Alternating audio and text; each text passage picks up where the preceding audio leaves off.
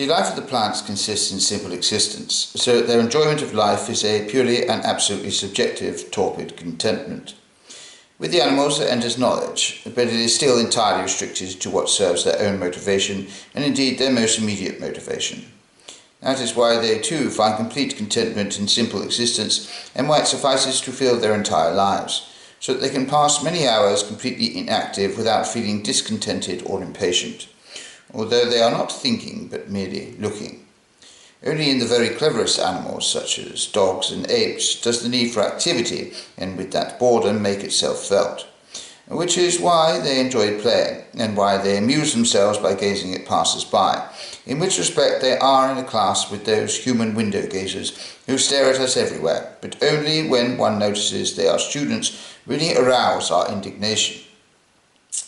Only in man has knowledge, i.e. the consciousness of other things, in antithesis to mere self-consciousness, reached a high degree, and with the appearance of the reasoning faculty risen to thought. As a consequence of this, his life can, besides simple existence, be filled by knowledge as such, which is to a certain extent a second existence outside oneself in other beings and things.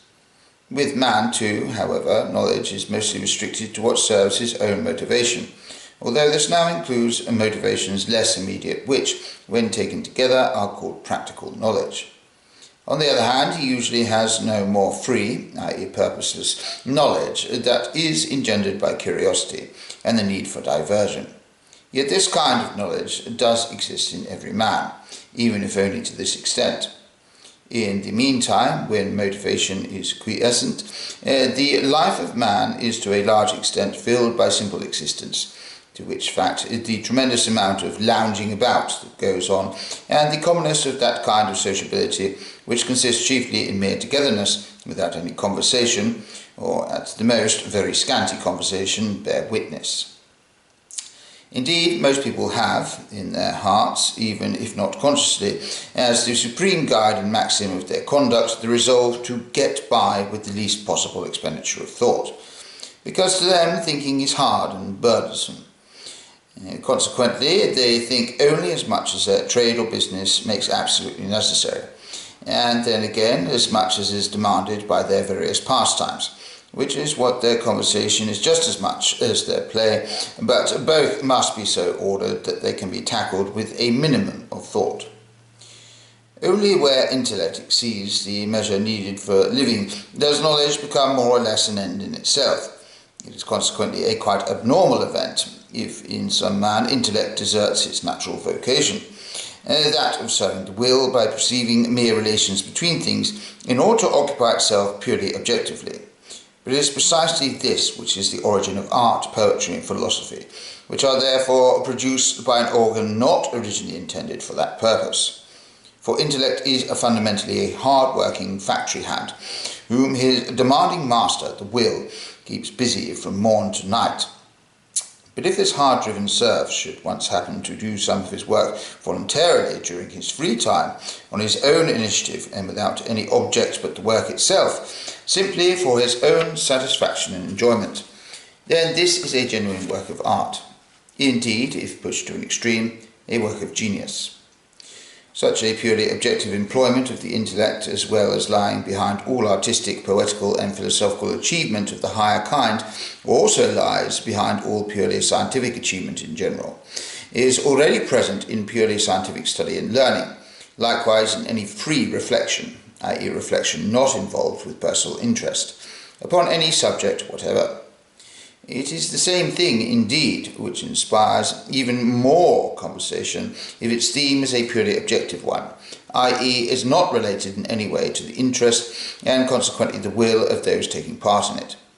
Every such purely objective employment of the intellect compares with its subjective employment, i.e. employment in regard to personal interest, however indirectly, as dancing does with walking. For, like dancing, it is the purposeless expenditure of excess energy. On the other hand, the subjective employment of intellect is, of course, the natural one, since intellect arose merely in order to serve will. It is involved not merely in work and the personal drives, but also in all conversation concerning personal affairs and material matters in general, in eating, drinking and other pleasures. in everything pertaining to earning a livelihood, and in utilitarian concerns of every sort.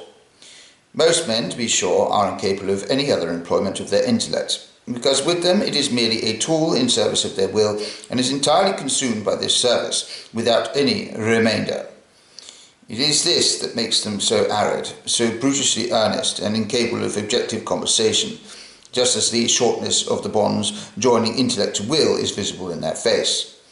The impression of narrow-mindedness, which often emerges from it in such a depressing fashion, is in fact only the outward sign of the narrow limitation of their total stock of knowledge to the affairs of their own will.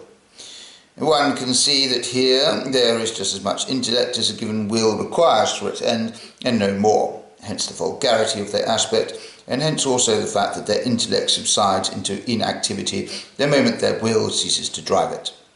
They take an objective interest in nothing whatever. Their attention, not to speak of their mind, is engaged by nothing that does not bear some relation, or at least some possible relation, to their own person. Otherwise their interest is not aroused. They are not noticeably stimulated even by wit or humour. They hate rather everything that demands the slightest thought. Coarse buffooneries at most excite them to laughter. Apart from that, they are earnest brutes, and all because they are capable of only subjective interest. It is precisely this which makes card-playing the most appropriate amusement for them, card-playing for money, because this does not remain in the sphere of mere knowledge, as stage plays, music, conversation, etc. do, but sets in motion the will itself, the primary element which exists everywhere. For the rest, they are, from their first breath to their last, tradesmen, life's born drudges. All their pleasures are sensuous. They have no feeling for any other kind of pleasure. Talk to them about business, but not about anything else. To be sociable with them is to be degraded. On the other hand, conversation between two people who are capable of some sort of purely objective employment of their intellect is a free play of intellectual energy, though the matter be never so insubstantial and amounts to no more than jesting. Such a conversation is in fact like two or more dancing together, while the other sort is like marching side by side or one behind the other, merely in order to arrive somewhere. Now this tendency towards a free and thus abnormal employment of the intellect, together with the capacity for it, attains in the genius the point at which knowledge becomes the main thing, the aim of the whole of life. His own existence, on the other hand, declines to a subsidiary thing, a mere means, so that the normal relationship is completely reversed. Consequently, the genius lives on the whole more in the rest of the world by virtue of his knowledge and comprehension of it than in his own person. The entirely abnormal enhancement of his cognitive powers robs him of the possibility of filling up his time with mere existence and its aims.